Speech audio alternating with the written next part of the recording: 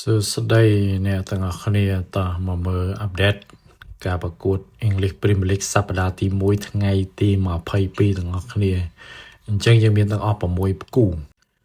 ដែលគូនីមួយៗនេះសិតតែមានគ្រាប់បាល់ទាំងអស់ហើយនៅក្នុងនោះផងដែរគឺមាន3ក្រុមដែលទើបតែឡើងមកពី League 2 ផងដែរមានដូចជា Coventry City, Hull City and Ipswich Town អញ្ចឹងក៏បើខាត់ពេលយូរតមកមើលលទ្ធផលរបស់គ្នាគឺគូទី1 Arsenal 3-0 ទៅលើ Coventry City គូទី2 Hull City បាទក្លឹបដែលទើបឡើងមកលេខទី2ហ្នឹងគឺ Hope Manchester United 2-0 បាទរីឯគូទី3 Everton បាទ2-0 ទៅលើ Crystal Palace ទទួលបាន3ពិន្ទុនៅសប្តាហ៍ដំបូងរីឯគូទី4 Ipswich Town បាទក្រុមដែលទើបមកពី League 2 ហ្នឹងក៏ឈ្នះទៅលើ Sunderland ដែលជាក្រុមខ្លាំងដែរបាទ2-1ក៏លេខទៅមើលគូទី5វិញ Nottingham Forest បានចាញ់ទៅលើក្រុម Leeds ដែលលទ្ធផល Leeds នាំមុខ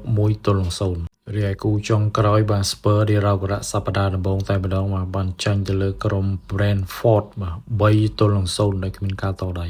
ចំពោះលទ្ធផលនេះមិនដែរបាទបងប្អូនដែលគ្រប់គ្រងក្រុមនីមួយៗជាពិសេសក្រុម Manchester United តែម្ដងវីដេអូខ្លីមានតែប៉ុណ្្នឹងទេអរគុណជម្រាបលា